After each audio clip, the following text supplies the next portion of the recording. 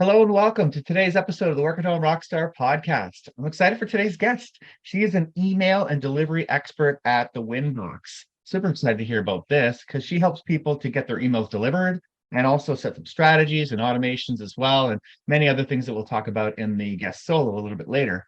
Very excited to be rocking out today with Israa Alrawi. Hey, are you ready to rock? Yes, I'm here to rock and roll. Rock and roll. Perfect.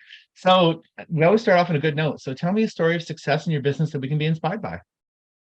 Yeah, so I think my biggest success story is that I actually am not I did not start it's not my profession, my email marketing expertise. I actually like to think of it as a way that email marketing kind of chose me through my experiences. I'm actually a public health and occupational safety specialist by trade, graduated, worked in that field, got married, had my kids, and decided I didn't want to go back. And I just kind of jumped into this online world. I actually started my own e-commerce store to learn everything about e-commerce and marketing. And through that, I found my niche, my passion, and that was to not only do email marketing correctly and help people get to the inbox and scale and get that revenue, but through this whole journey is just realizing that entrepreneurs, especially small business owners, when they start out, they're not given the full picture. And I'm kind of like, I don't want to be like the Justice League person who goes out but I'm on a mission to help small business owners understand that yes, entrepreneurship is really hard, but if you have the right tools and you have grit and you keep going, you can make it work. And I'm basically a story of that I didn't quit. When things went south, I looked for other ways to keep my business above water, and scaled it to the high six figures before I actually sold it and moved on to email marketing fully. But that's my biggest success story, is that I didn't stop. So I enjoyed it. It's hard. There's a lot of, and we'll get into some stories there's a lot of frustrating and stressful days, but the rewards are very much worth it. So Yeah. Well, I mean, there's two success stories because you started too. yeah. So, like, tell me about that part. Was that just a no-brainer for you to start, or did you have any? You know, I started at first applying for jobs in the marketing, but I wasn't getting, and nobody, I was getting rejected. It's like, you have no experience. And I said, you know what? I'm just gonna go start my own Wow. store. Like, forget it. I'm not gonna work for you. I'm gonna just do my thing. And yeah, I just jumped in. I picked a niche and I put up a Shopify store and kept reading, kept trying, kept falling and failing. But I found success bit by bit, and those little tiny success, like glimpse of success in the first 6 months, because it took me 6 months to really set up the store and like get it going and everything. They were like the building blocks, because I started in February of 2017. The store went live. We got a couple of sales right away, which was exciting, but then we were like dead for months. But by July, because I built on the whole get to know your customer, make sure your product is good, make sure your delivery process is great. It took off. It literally just scaled overnight in July of 2017. And we went on to do like we did around like 300K in less than 2 months Wow. through that. But then Facebook started crashing, and that's how I turned into email. Email basically became the lifeline of my business while I was trying to figure out all the changes with Facebook ads. So yeah, I'm the type who doesn't look at failure as failure. I look at it as a learning opportunity and to just keep going, because eventually you're going to get there and the time is going to pass and life is going to keep going. Might as well do something with it. So despite the stress, despite the frustrations, it's rewarding, and I'm happy where I am now, at the expertise level that I have, just by continuing to learn and, become better at what I do. Wow. Yeah. And the thing about Facebook and stuff and social media, that's important. I know we'll probably get more into that a little bit later, but I know that social media is very useful to do some marketing, but it can't be your only thing, because as we know, things can get shut down pretty Yeah. weirdly. Actually, I'm a musician. My musician page got shut down, still shut down. They told me that it was a mistake, but it's still not back up yet, and it's been over a year. So Yep. I'm like, and this is just, who knows? They told me it was because they flagged it as being a duplicate or something like that, or an impersonation. Yeah. And I'm like, impersonation of That who? happened, that happened to me too.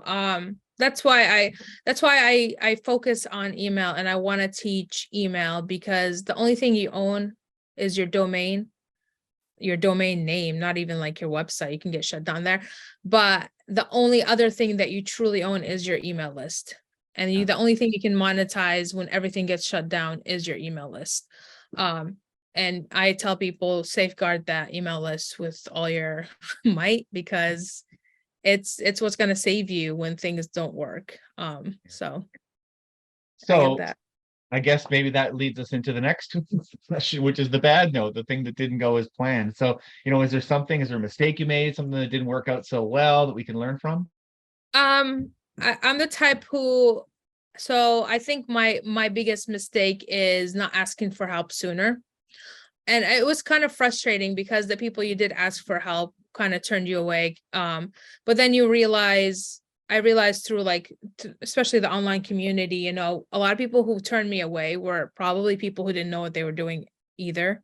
So it was kind of frustrating to find that balance of, when are you taking on too much, and when to ask for help, and when to set up your systems. So when I first started with e-commerce and email marketing, all that, I didn't realize, everybody talked about set up your system, but then they don't tell you how or what it is. But now that I know what it is, it's figuring, before you scale, before you make sure you're, taking on new clients or making more money in the thing in your business, you need to make sure you have a system that can handle it. So my biggest mistakes were probably made in seasons of my business. I've been doing this for almost 7 years with my store, and then the client servicing. And it's just knowing that your system needs to be in place before you scale. And I think for me, I was very hasty at first. I'm like, okay, well, everybody else is making $1 million overnight. Let me try this. That didn't do well for me, because I realized that putting clients, satisfaction first, because that's what makes your business grow, is better than trying to scale something that you don't even have. So if you don't have a team to help you, answer customer service questions, or if you don't have the inventory, or you can't get the inventory here on time, don't try to scale, and don't try to do things fast, because even if you make that money, you're probably going to bleed it all out trying to fix everything. So it's not a failure, it's a big learning curve and experience that I have, is that systems come first. Be patient and scale slowly. It's not worth the crazy virality that everybody's looking for.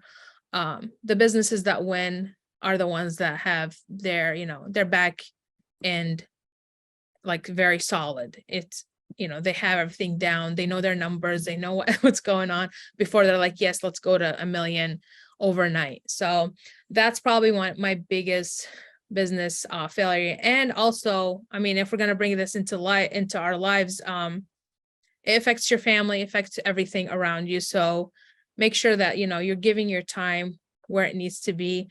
When we did scale and we faced roadblocks, it took away a lot of time from my family side, from my kids' needs, and it just wasn't worth it. So now it's we're going to do this step by step instead of going from 1 to 10 overnight. So Yeah, Oh, I think that's probably the biggest learning experience. and it's a really good one. And you don't hear of it quite as often as I got no business, right?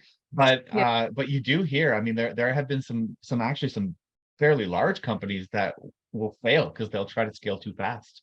yeah. It's Absolutely. it's not sustainable, right? Yeah. Mhm. Oh, Yeah, that's and really cool. I mean, all these small businesses will look at, social media and it's all a facade. I'm like, don't look at the numbers, don't look at the post because somebody might be putting this, but on the back end, it could be really bad. Yeah. So, yeah. Yeah, it's cool that you figured it out though. Right? Yeah, absolutely. We're definitely systems come first. I don't care. I'm like, I don't care if we don't make money the first 2, 3 months.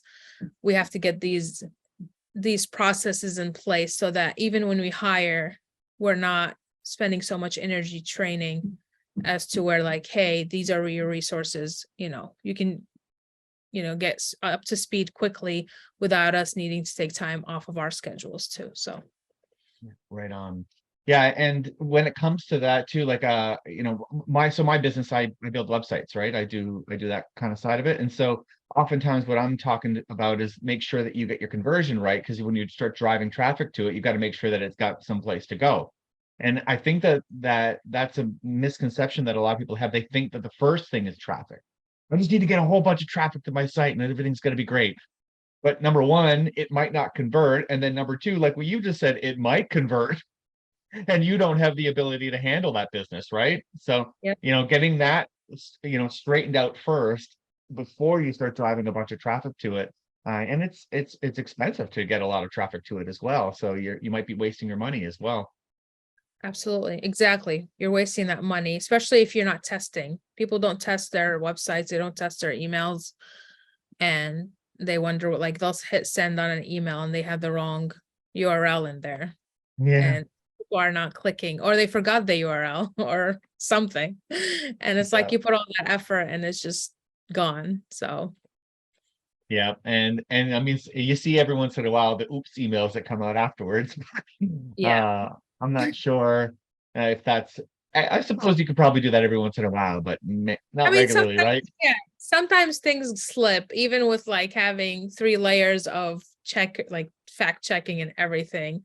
I'll tell you one thing with email, no matter it just if you're doing the copy, if you're doing the writing, if you're doing you have to have a set of fresh eyes looking at it because it just Great. everything blends.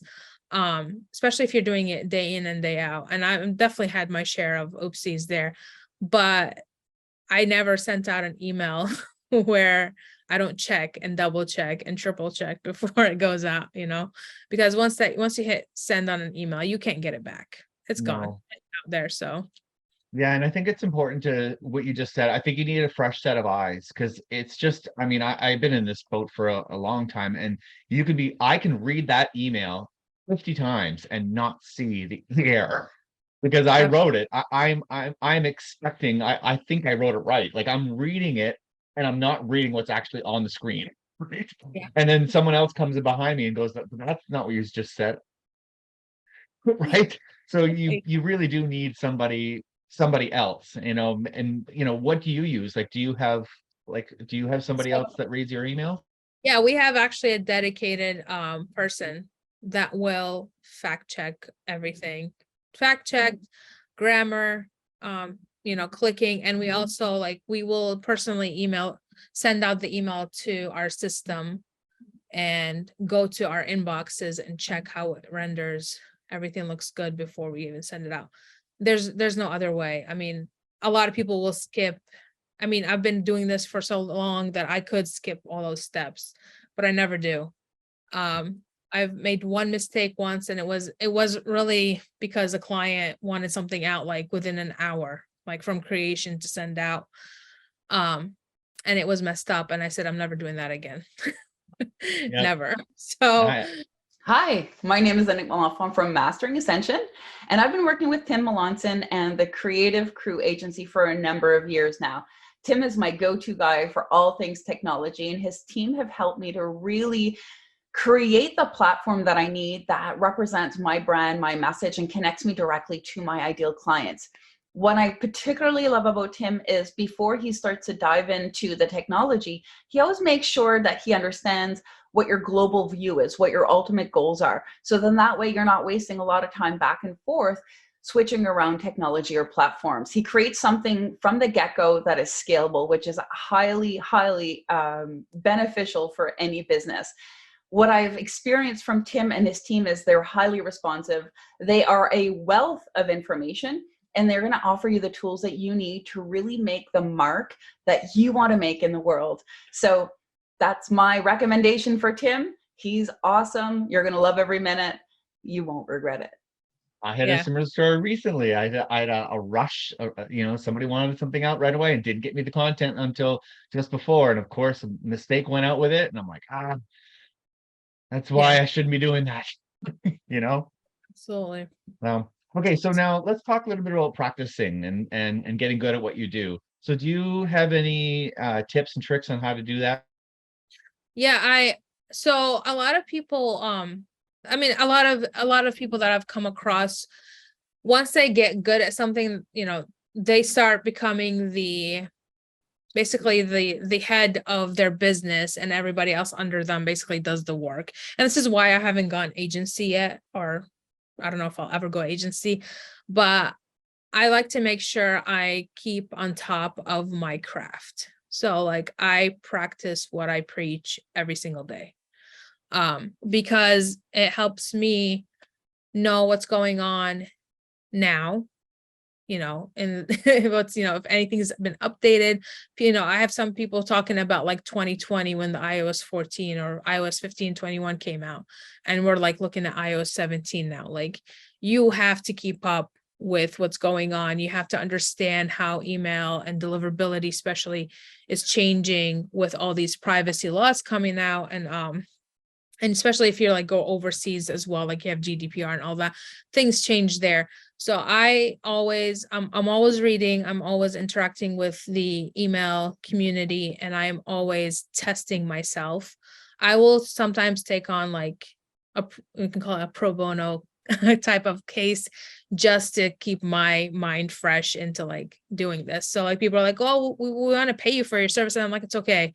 I'm doing it for the learning. So I will take like sometimes on a client that needs help with like deliverability, especially because that changes. And, you need to understand how like it's, forming with the different laws that are coming out. So that's one part of the reason I always say, keep practicing. Don't just learn something and say, okay, and keep doing it the same way over and over. And the other reason is, if I'm going to be leading a team, I want to make sure they're also learning what's going on, and how to like keep up to date with our clients, and like, providing the best type of service. That's one thing, like I care a lot about my clients. I want them to succeed. I've been there. It's hard. It's lonely. And, having somebody in your corner that knows what's going on and says, it's okay, we will work this together. I am the expert here to help you be better at your business is really important to me. So honing on your craft is making sure that I practice it every single day, and keep up with, interacting and communicating and networking with people who do the same thing as you, because you might not run into an issue that somebody else has, and you can learn from them as well. So it's really important to just keep iterating over and over your craft, and not just like keep it, oh, I learned this in 2020, it's still the same. It really isn't. Everything keeps changing. The basics stay the same, but there's layers to every single type of craft, or your expertise. So That's good advice. I do the same thing. I love it when clients will ask me for something that I haven't worked on before, and I like just going, oh, that I haven't heard of that platform before, so let me go figure it out. Right? It's one of those things where you just keep on, and the more things you learn, I think it kind of like, it's like languages, right? The more languages you know, the easier it is to learn a new language. yeah. So when you keep on doing stuff, like the longer you do it, the easier it is to keep up on the new things that are coming out. And you're right, they Yeah. come out quick. I mean, the one thing I do want to mention is that people are afraid to ask questions sometimes, and they just like take face value from like experts on like social media or in their community. And it's okay. Like, I want to tell them it's okay to ask questions. If something doesn't make sense to you, someone else in that community probably was wondering the same thing. So it's okay to ask questions. There's no stupid questions if you are just learning. I mean, the stuff isn't easy. I mean, it's not. Being running a small business is not easy, or any type of business. But yeah, like, ask your questions. Try to get the answers that you need to understand, even if you have to repeat that question more than once. It's okay. Yeah, if it was easy, everybody would have success with it. Yeah. Right. So that leads us right into the next topic, which is learning from the best. So, how did you learn all this stuff? Do you hire coaches? What's your experience? I don't. I have not hired any coaches. However, I'm the type of person who likes to poke around first and check out what's going on. But I do network. That's the thing. Like, I like to network. I like to talk to others and see what they're doing. So it's mainly networking and mainly reading up on, what everybody else is in my network or anything that I need. I do have like a trusted group of like friends that are in the entrepreneurial world that I do trust highly. I've used their services, or I've used their any type of resources they have out there that helped me with my business. But I'm very, very, very picky with who I go with. Quality over quantity at all times.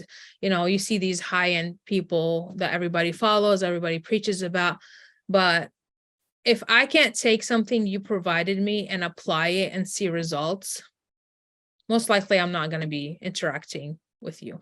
That's what I say, quality. Like, if you got to give me something that's going to help me grow, that's going to help my business. And that's kind of how I vet my network. So a lot of learning from the best is really finding that the people that really help you create a better business, and networking with them and creating like a good, like, safe space for you to be able to ask, and also reaching out to them, being helpful so that you can build that relationship long term. That's one thing. Masterminds are great. I've been to a couple. I like them if they serve a purpose. I'm not the type. I mean, again, I'm a mom of 4, so I got to choose my time very wisely where I go, which masterminds to attend. So it has to be like something that I really want to network with the people there, or learn something that I don't know how to do in my business. So like, let's take an example, SEO and organic Google traffic and all that is one of my weaknesses. And that's something that I do rely on. Friends are experts in that field. So yes, build a network. Yes, talk to, I mean, if you're in a small business and you're growing, find people in the same niche as you, whatever your service or business is, and talk to them, like, because they might know a resource that could help you, and you might know something that, that could help them. But I always say, like, keep some type of, list of people that you can truly rely on. Especially like, most people can't probably afford like long-term coaches. So networking is probably one of the bigger ones that I rely on. Yeah, and I think the concept I've heard is like a power team, where you've got people that have complementary services and you're all experts in your own field. That way you can be giving to them as they give back to you, right? And you kind of like cover each other's weaknesses. Absolutely. Yep. That's exactly how it is. Like, I taught, and I still teach in some academies as the email expert. I come in, answer the questions for them. And in return, they are the maybe ad experts or the e-commerce experts. If I ever have a problem or question, I can always go to them, or like I need to source something or manufacture questions. They have all that available for me as well. So Awesome. definitely. Yeah, let's talk a little bit about keeping the hat full and having a positive cash flow. Yes. Any tips on that? Yeah. So when I started, funny story, when I started with ecom, I kind of entered, and I tell the story a lot, so I apologize, but I entered through the bro marketing scene, where it was 2017, everybody was drop shipping and everybody was a millionaire overnight, and you only need $20 to start a store. That's all not true. Don't ever do that. Cash flow is really important. People will look, there's screenshots of revenue. I made this much. And I'm like, okay, but what's the profit? Because the deeper I got into e-commerce and the business, I realized, especially e-commerce, if you're running, a physical product store, you're going to be tight on cash because you have inventory, you have overhead costs, you have taxes, and if you're getting your money here, you have to understand your numbers. If you are going to be a small business owner, understand where the money's coming from and where it's going out. I think there's a genuine fear of understanding or looking at your numbers because people don't want to know. But once you face that, and once you systemize your numbers and your profit and loss, everything else becomes super easy for you because you know exactly how much you have and how much you can spend. But cash flow is really king. So what I did was I always say, don't quit your day job, or find a side job that can fund or help you fund the small business until you can get on your feet and be comfortable. And that typically takes a while. It takes a good 4 to 5 years to really establish a good small business. So cash flow is so important. And I always ask when I take on a client, I always ask, what's your profit margin? What are you making? Are you even paying yourself? That's one mistake I also made. I didn't pay myself for 2 years. Everybody else was getting paid but me. And I said, you know what, this is, I don't know if I'm allowed, it's BS. Yeah. So I was like, forget it. We gotta figure out a way to make the money because this is not worth it, day in and day out and all the struggle for what. So understanding cash flow, don't quit your day job before you can really make it. Make sure you have enough. Typically we say about 6 to 8 months of cash flow out for you to be able to continue without struggling, because especially when taxes come in and all the inventory, tariff taxes, all that can eat up your margins real quickly. So cash flow, yes, that's the main thing in your business.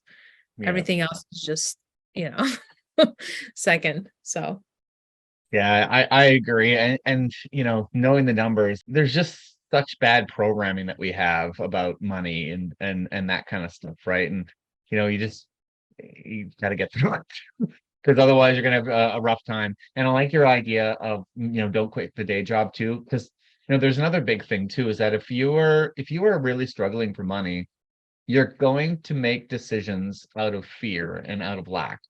And a lot of times, you might even venture into an area or with a partner or with a customer that is going to bleed you because yes, you think you need that money, right? But if you have a nest to kind of fund your business, well, then now you're making decisions that are best for the business long term, right?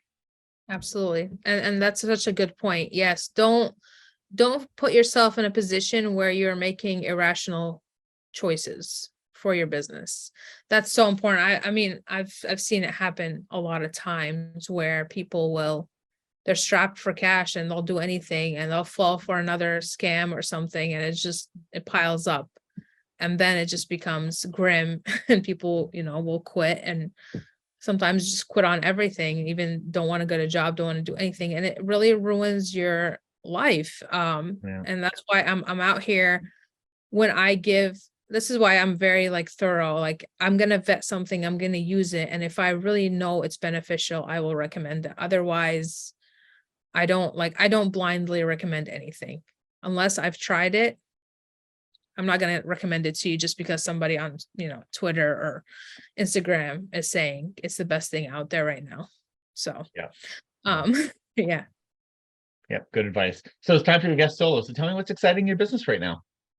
We are actually, so at the beginning of the year, I started focusing heavily on my big project called thewinbox.com. It's an educational platform. It is the whole purpose of it is to help anyone who wants to start with email marketing understand the terminology, understand how to use it, especially deliverability. How does it play into your business, and how can you basically set it up and monitor it and understand all that. So we have a resource section, and there's free blog posts that we put out every once in a while. I have freebies on my where you can just opt in as well to get like how to build your list or how to send out an email today if you want to. Email marketing can be a little bit scary for everybody. So just giving them those like foundational resources that they can use right now in their business to build is my biggest focus right now. But we're also creating an automation course because automations are great for your business because it helps you make cash 24/7 while you sleep. You don't have to worry too much about it. You can, optimize it every once in a while, but once it's set up, it helps make that money and keep that lifeline going for you. And what else are we working on? So that's going to be a course coming out soon. And the last thing is I am going to start a membership site. So I think what happens there is our services sometimes might be too pricey for somebody, small businesses, but they still want to know how to email and use that. And I really think having that membership, that community, and us, the experts there to help, people who are starting out in email or people doing it and want to do it better, have that, a support there. So that's coming out as well. But everything is on the winbox.com. You can go there, check out all the resources, and you can also sign up to our newsletter where I will be dropping an email every Wednesday night with some type of weekly win and, give you some tips on how to create emails for that week. So, yeah, so we can see how it's done. yes. I love your domain name, Winbox. That's super cool for an inbox company, right? That's awesome. So now who would be the like right now, I know you've got some courses coming out and all that stuff, but who would be the best businesses that would be getting the most out of your services right now? Like what would they look like? So I mainly work with D2C e-commerce businesses. We help them a lot. And the reason is when I started with D2C and e-commerce myself, there weren't that many resources, and there really still isn't many resources for them. Most e-commerce stores, physical product stores, what they do is they follow like big brands, and they focus heavily on imagery and beautiful templates, but the conversion isn't there. And there's a lot of factors that play in, like deliverability is big in the e-commerce space when it comes to like creating your actual emails and testing and sending. So I focus heavily on D2C because there's not that many people out there helping them understand deliverability strategy and then, conversion revenue. So we do all those three for them. I do also work with some service clients. Most of the time, most service clients, people who have some type of service-based business, they come to us because they have a deliverability issue. And most of the time it has to do with their lists. They're not cleaning them correctly, or, they're getting very low quality opt-ins there. So I work with those two businesses the most, but heavily focus on D2C. So Awesome. Okay. So again, how do we find you again? Thewinbox.com. You can contact us there. You can also follow us on Instagram at _Winbox. And you can look me up on Twitter under my name, Israa Alrawi. Awesome. Thank you so much for rocking out with me today. This has been a lot of fun. Thank you for having me. No problem. To the listeners, make sure you subscribe, rate, comment. We'll see you next time on the Work at Home Rockstar podcast.